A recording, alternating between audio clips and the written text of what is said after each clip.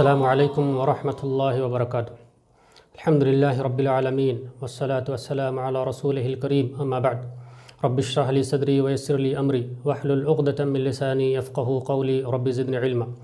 اعوذ باللہ من الشیطان الرجیم، بسم اللہ الرحمن الرحیم، وما ارسلناک الا رحمۃ للعالمین۔ محترم ناظرین کرام، میں آج کے اس پروگرام میں آپ کا تہ دل سے استقبال کرتا ہوں۔ محترم ناظرین کرام، آج ہم جس ماحول سے گزر رہے ہیں، جس دور سے گزر رہے ہیں، یہ بڑی آزمائشوں کا دور ہے۔ ان ایام میں ہمیں اسلامی تعلیمات کا خیال رکھنا چاہیے۔ جو تعلیمات نبی کریم صلی اللہ علیہ وسلم نے ہم کو سکھایا، ان کا پاس و لحاظ رکھنا چاہیے۔ نبی کریم صلی اللہ علیہ وسلم کی اعلیٰ تعلیمات میں سے ایک تعلیم یہ بھی ہے کہ ہم مشکل کے حالات میں، مصیبتوں کے دور میں ایک دوسرے کا ساتھ دیں، ایک دوسرے کے ساتھ ہمدردی کا معاملہ کریں۔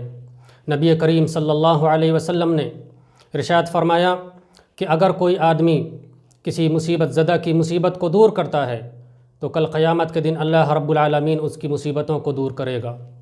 اسی حدیث میں اللہ کے نبی صلی اللہ علیہ وسلم نے یہ بھی فرمایا کہ اگر بندہ ایک دوسرے بندے کی مدد کرتا ہے تو اللہ رب العالمین بھی اس کی مدد کرتا ہے۔ یہ حدیث صحیح مسلم کے اندر موجود ہے۔ اس حدیث میں اللہ کے نبی صلی اللہ علیہ وسلم نے ہمیں یہ تعلیم دی کہ ہمیں ایک دوسرے کے ساتھ ہمدردی کا معاملہ کرنا چاہیے، ایک دوسرے کے ساتھ غم خواری کا معاملہ کرنا چاہیے۔ یہ اسلامی تعلیمات کی اعلیٰ تعلیمات میں سے ایک تعلیم ہے۔ آپ دیکھتے چلے جائیں، آج ہم جس دور سے گزر رہے ہیں، یہ دور بڑی آزمائشوں کا دور ہے۔ ہمیں چاہیے کہ ایک دوسرے کے ساتھ ہمدردی کا معاملہ کریں، ایک دوسرے کے ساتھ غم خواری کا معاملہ کریں۔ آج حالات ایسے ہیں، آج حالات ہمارے ایسے ہیں کہ ہمیں ایک دوسرے کے ساتھ جب تک ہم ہمدردی نہیں کریں گے تو ہم اسلامی تعلیمات پر صحیح معنوں میں عمل نہیں کر سکتے۔ آپ نبی کریم صلی اللہ علیہ وسلم کی زندگی اٹھا کر دیکھ لیجئے۔ نبی کریم صلی اللہ علیہ وسلم نے اپنوں کے ساتھ ہی نہیں بلکہ غیروں کے ساتھ بھی ہمدردی کا معاملہ کیا۔ دشمنوں کے ساتھ اللہ کے نبی صلی اللہ علیہ وسلم نے ہمدردی کا معاملہ کیا۔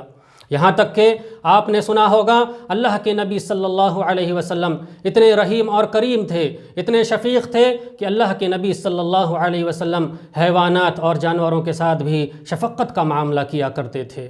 آپ اندازہ لگائیں ایک آدمی ایک کتے کو پانی پلانے کی وجہ سے جنت کا مستحق بن جاتا ہے، اور ایک عورت بلی کو کھانا نہ دینے کی وجہ سے، اس کو ستانے کی وجہ سے وہ جہنمی بن جاتی ہے۔ یہ اسلامی تعلیمات کی ایک اعلیٰ تعلیمات میں سے ایک تعلیم ہے کہ ہم ایک دوسرے کے ساتھ ہمدردی کا معاملہ کریں، چاہے وہ اپنا ہو، چاہے وہ غیر ہو، چاہے وہ دشمن ہی کیوں نہ ہو، اس کے ساتھ بھی ہمدردی کا معاملہ ہمیں کرنا چاہیے۔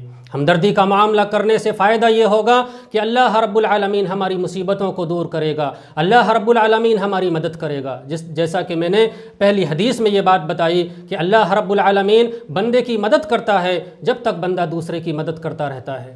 تو پتہ یہ چلا کہ اگر ہم دوسروں کی مدد کریں گے تو اللہ رب العالمین کی مدد بھی ہمارے ساتھ رہے گی، اور اگر ہم دوسروں کی مدد نہیں کریں گے تو اللہ کی مدد بھی ہمارے ساتھ نہیں رہے گی۔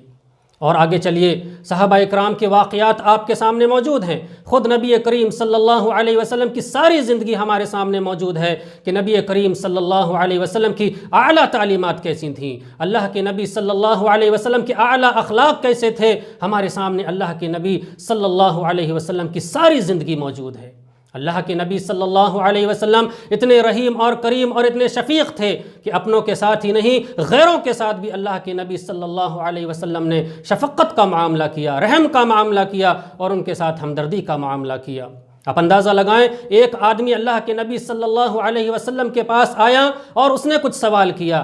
نبی کریم صلی اللہ علیہ وسلم نے اس کو بکریوں کا ایک ریوڑ دیا، اور جب وہ اپنے قبیلے کے پاس جب وہ واپس گیا، اس آدمی نے اپنے قبیلے والوں سے مخاطب ہو کر کہا کہ اے میرے قبیلے والوں، محمد کے پاس جاؤ، محمد سے سوال کرو، محمد اتنا دیتے ہیں کہ کبھی تمہیں غربت کا کبھی تمہیں غربت لاحق نہیں ہوگی، کبھی تمہیں غربت کا ڈر نہیں ہوگا۔ سبحان اللہ، یہ ہمدردی تھی نبی کریم صلی اللہ علیہ وسلم کی کہ ایک آدمی آپ کی گواہی دے رہا ہے کہ اگر نبی کریم صلی اللہ علیہ وسلم کے پاس جا کر تم سوال کرو گے تو نبی کریم صلی اللہ علیہ وسلم اتنا دیتے ہیں کہ کبھی غربت کا، کبھی افلاس کا ڈر نہیں ہوگا۔ سبحان اللہ، آپ اندازہ لگائیں کہ نبی کریم صلی اللہ علیہ وسلم کی یہ کیسی تعلیمات ہیں، نبی کریم صلی اللہ علیہ وسلم کی یہ کیسے اعلیٰ اخلاق ہیں کہ دوسروں کے ساتھ اللہ کے نبی نے ہمدردی کا معاملہ کیا، دشمنوں کے ساتھ اللہ کے نبی صلی اللہ علیہ وسلم نے ہمدردی کا معاملہ کیا۔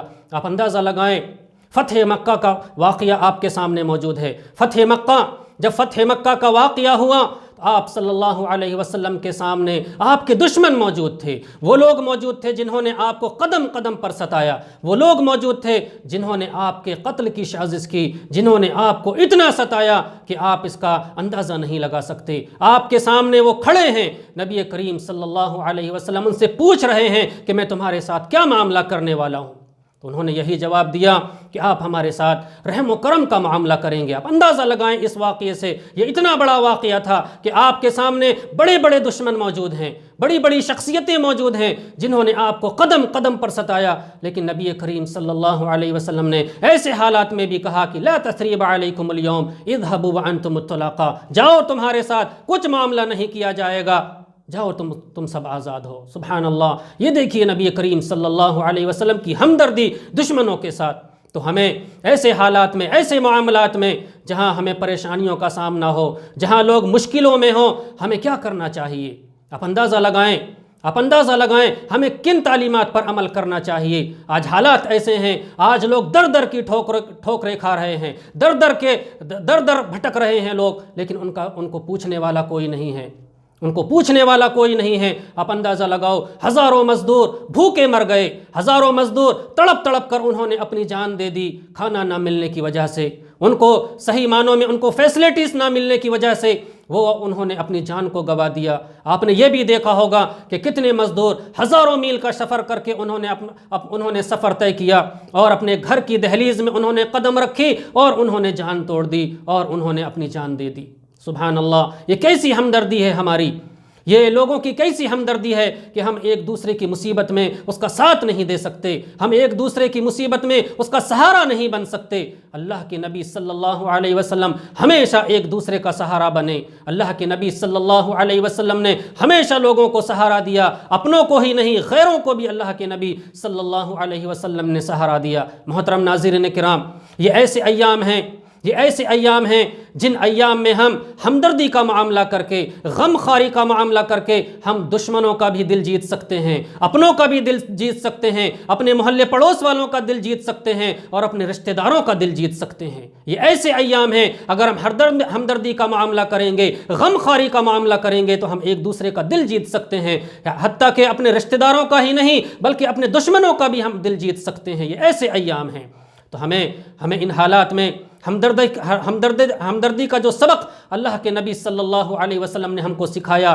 اس کو لانے کی ضرورت ہے، اس کو اپنی زندگیوں میں لانے کی ضرورت ہے، اور ایک دوسرے کے ساتھ ہمدردی اور غمخواری کا معاملہ کرنے کی ہمیں ضرورت ہے۔ ایسے معاملات میں آپ دیکھیں، ایسے حالات پیدا ہو گئے، ایسے معاملات پیدا ہو گئے کہ لوگ مریضوں سے بھاگ رہے ہیں، کہ اگر کوئی ہمارا پڑوسی بیمار ہے تو ہم اس کی عیادت بھی نہیں کر سکتے، اگر کوئی ہمارا رشتہ دار اگر مریض ہے تو ہم اس کی بیمار پرسی بھی نہیں کر سکتے۔ ایسے حالات پیدا ہو گئے۔ ایسے حالات میں تو ہمیں چاہیے کہ زیادہ سے زیادہ ہمیں غم خواری کا معاملہ کرنا چاہیے، زیادہ سے زیادہ ہمیں دوسروں کے ساتھ ہمدردی کا معاملہ کرنا چاہیے۔